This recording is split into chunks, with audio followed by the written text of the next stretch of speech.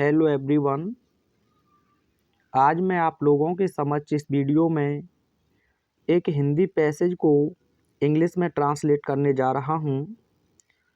तो इसमें आपका फर्स्ट सेंटेंस है, जीवन में शांति लानी है तो 3 प्रकार के विष से हमें मुक्त होना पड़ेगा। अगर आप देखें सेंटेंस को तो ये कंडीशनल सेंटेंस है और उसने आपको सबऑर्डिनेट क्लॉज को कंप्लीट नहीं दिया है। तो पहले आपको सबऑर्डिनेट क्लॉज को कंप्लीट करना होगा। तो इसके लिए आपका सेंटेंस बनेगा, यदि हम अपने जीवन में शांति लाना चाहते हैं तो हमें 3 प्रकार के विष से मुक्त होना पड़ेगा। इस प्रकार से अगर आप इसके सेंस को सही से पकड़ लेते हैं तो आप आसानी से इसे ट्रांसलेट कर लेंगे। तो यदि या अगर के लिए आप जानते हैं हम यूज करते हैं इफ़ का, ठीक है। सब्जेक्ट आपका वी हो जाएगा। चाहते हैं हिंदी क्रिया के अंत में आपको दिया है ते हैं, तो प्रेजेंट इंडेफिनिट है और चाहने की अंग्रेजी होती है वांट, तो आपको प्लूरल वर्ब ही लिखनी होगी वांट।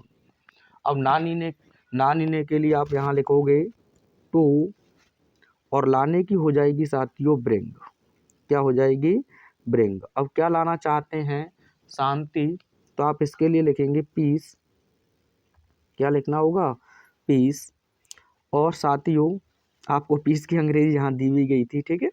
और मैं के लिए आप लिख देंगे इन और वी के अकॉर्डिंग आपको अपना पजेसिव एडजेक्टिव बनाना होगा अवर और जीवन के लिए आप लिख देंगे लाइफ, ठीक है।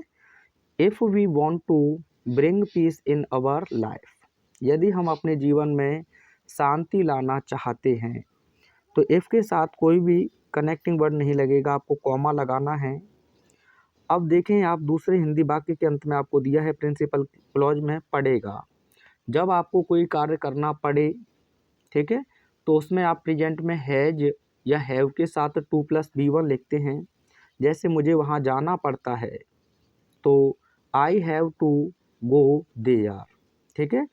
अब पढ़ा पढ़ी पढ़े पास्ट में, जैसे मुझे किताब पढ़नी पड़ी तो I had to read a book.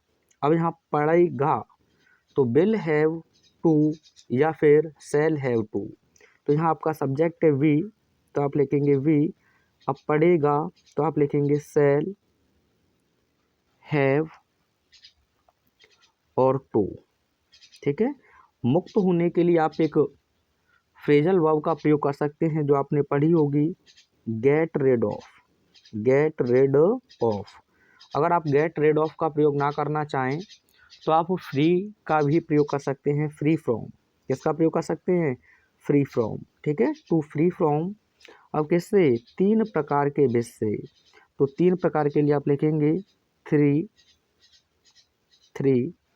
Types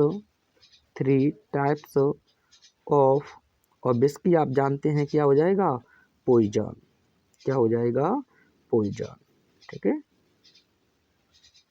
plural है तो आपको लिखना होगा पॉइजन्स। तो ये पहला सेंटेंस इस प्रकार से आपका ट्रांसलेट होगा, if we want to bring peace in our life we shall have to get rid of 3 types of poisons, ठीक है भाई। कोई दिक्कत है तो बताओ। दिमाग में ये नहीं रहना चाहिए कि सर ये वांट टू कहाँ से आ गया, क्योंकि डायरेक्ट आप उस सेंटेंस को बनाएंगे तो बनेगा नहीं, क्योंकि आपको क्रिया दी है लेकिन सब्जेक्ट नहीं है। इस प्रकार से अगर आप चाहें तो ऐसे भी लिख सकते हैं, if we are to bring peace in our life we shall have to get rid of या free from 3 types of poisons. इस प्रकार से आपका पहला सेंटेंस बन जाएगा। अब ये कह रहे हैं ये 3 विष क्या हैं? ये 3 विष क्या हैं? तो क्या आपको दिया है तो आप जानते हैं, यहीं से आप अंग्रेजी बनाएंगे। क्या की अंग्रेजी? वॉट। अब हैं तो आपको प्लूरल लिखना है, यहाँ helping verb are, what are. अब ये 3 विष है ना, वॉट आर आपको यहाँ लिखना होगा दीज, ठीक है, ये की दीज, और यहाँ लिख देंगे 3 के लिए 3, ठीक है, और विष के लिए लिख देंगे आप पॉइजन्स। ये बन गया आपका, यानी कि व्हाट आर दीज 3 पॉइजन्स, ये 3 विष क्या हैं, ठीक है भाई। आगे आपसे कहता है हमारे जीवन में आने वाली विषम परिस्थितियाँ विष हैं। क्या विष हैं? तो आप कहोगे साथियों आने वाली विषम परिस्थितियाँ, तो यही आपका सब्जेक्ट हो जाएगा। तो आने वाली तो आप लिखेंगे फोर्थ कमिंग। क्या लिखोगे? Fourth coming. और विषम की अंग्रेजी होती है एडवर्स। एडवर्स, ठीक है, ADVERS, एडवर्स। और परिस्थितियों की आप जानते हैं सिचुएशंस, ठीक है, क्या हो जाएगा? सिचुएशंस। है के लिए आप लिख देंगे यहाँ आर, ठीक है। अब क्या है? विष, तो आप लिखेंगे पॉइजन। पॉइजन, ठीक है, पॉइजन लिखा हुआ है वो, पॉइजन, ठीक है। अब किसमें? हमारे जीवन में, तो मैं के लिए लिखेंगे आप इन, हमारे के लिए आप लिख देंगे अवर, और जीवन के लिए लिख देंगे आप लाइफ, ठीक है। तो ये हो जाएगा फोर्थ कमिंग एडवर्स सिचुएशंस, यानी कि आने वाली विषम परिस्थितियाँ। अब प्लूरल है तो आप लिखोगे आर। पॉइजन्स, यानी कि जहर हैं इन आवर लाइफ, यानी हमारे जीवन में। अगर प्लूरल यहाँ अगर आप लाइफ्स लिखते हैं तो वहाँ भी आप लाइफ्स लिख लेना, जो आपने पहला सेंटेंस बनाया हुआ है। आगे कहते हैं आपसे मुक्त भाव से इन्हें स्वीकार करना है। अब किसे स्वीकार करना है? तो आप कहेंगे हमें, तो आप लिखोगे वी। अब यहाँ फोर्स किया गया है तो आप हैज टू या हैव टू का प्रयोग कर सकते हैं, या आर टू का भी प्रयोग कर सकते हैं। तो मैं लिख देता हूँ इसमें आपका हैव। क्या लिख देता हूँ? हैव, ठीक है।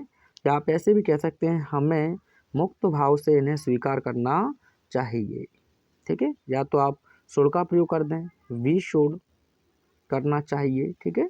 सेंस आपको ट्रांसलेट करना है, सीधे वर्ड ट्रांसलेट करोगे तो कर ही नहीं पाओगे, ठीक है। जैसे ऊँट के मुंह में जीरा बना सकते हो? नहीं बनेगा ना। तो आप चाहे तो वी शुड, या फिर मैं चॉइस में लिख दे रहा हूँ हैव टू, ठीक है। और स्वीकार करने की हो जाएगी एक्सेप्ट। क्या हो जाएगी? एक्सेप्ट।